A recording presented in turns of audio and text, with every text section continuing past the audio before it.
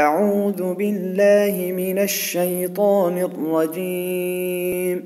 بسم الله الرحمن الرحيم.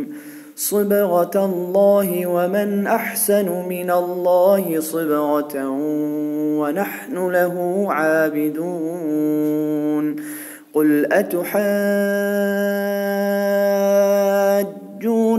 في الله وهو ربنا وربكم ولنا أعمالنا ولكم أعمالكم ونحن له مخلصون. أم تقولون إن إبراهيم وإسماعيل وإسحاق ويعقوب والأسباط كانوا هودا أو نصارى؟